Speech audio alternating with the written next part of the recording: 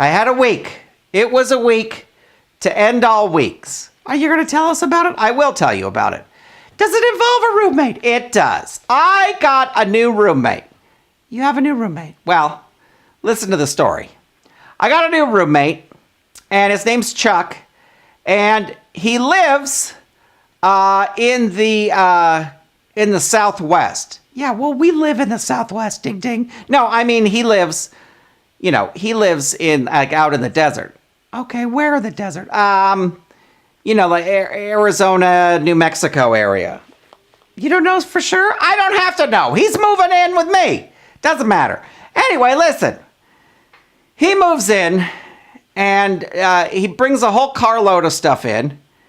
And we're standing in the living room, and I said, well, Chuck, it's great to have you here. I'm very excited. And Chuck says, listen, I got to tell you something. I have a bit, it's not a big deal, but I have a bit of a medical issue.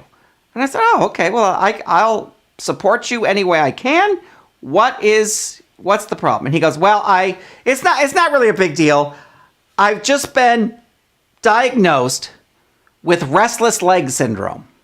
Restless leg syndrome? Yeah, that's where like your feet just move, like you can't control your legs. They're just constantly moving, and it usually happens when you're asleep. Oh, I see. So like you're laying down, you're trying to go to sleep, and then your legs, I don't have legs, so I don't know how this is. But anyway, I was like, listen, I'm here to support you. You're lucky you have legs. I'm sorry about the restless leg syndrome.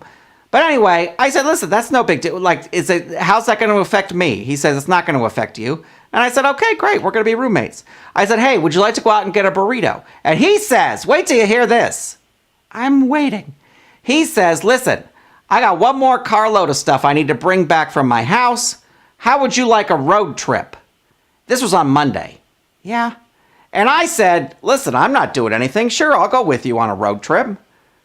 So you went with okay, this guy's moving in. Let me see if I got this right. Yeah. He's moving in. Mm-hmm.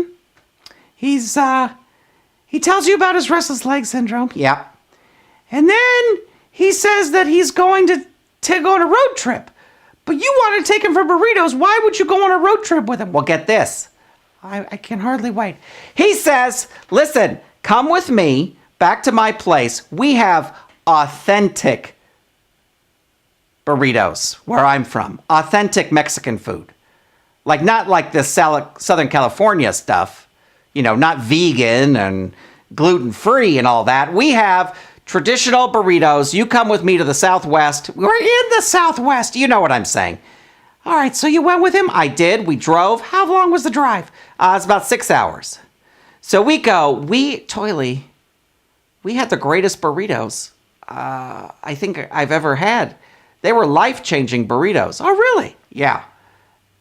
Did you like them a lot? I did. Why don't you move out there, and then you wouldn't be around here? Now, Toily, I got to stay here. You know that. But these burritos were amazing. And I bought Chuck a burrito. I bought me a burrito. We ate the burritos. I bought another burrito because Chuck was only halfway through his by the time I finished my first one.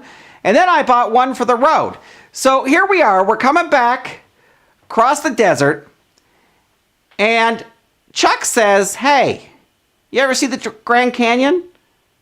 And I said, no, I've never seen the Grand Canyon. He goes, well, it's up here on the left. You want to go see it? I said, heck yeah, I want to go see it. So he makes that left-hand turn. I'm finishing up my burrito. Suddenly, Toily, there in front of us. Have you been to the Grand Canyon? I have.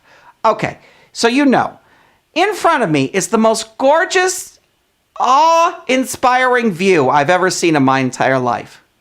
He pulls up, he parks. We get out of the car. I cannot believe how gorgeous the Grand Canyon is. Yeah, it's amazing. I'll agree with you on that. Thanks.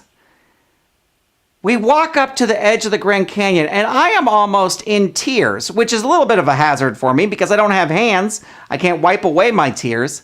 But this is so beautiful, so wonderful. I'm just taking it all in. It's like eerily quiet. There's no one else around.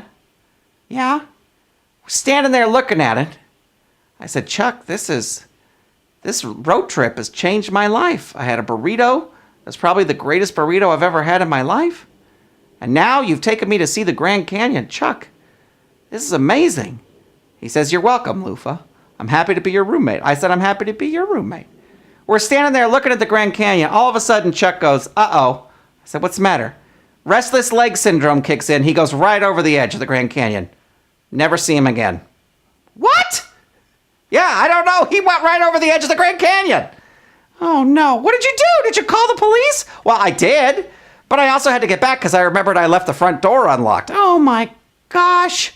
Yeah, I had to go back home. Anyway, I'm sure he's fine. I told them the approximate area where we were. You can't, that's like you're leaving the scene of a crime. But it wasn't a crime. His restless leg syndrome kicked in and he shuffled himself. He's like one of those little, remember the old electronic football games with the little football players going like that? He went right over the edge. Oh my gosh. Anyway,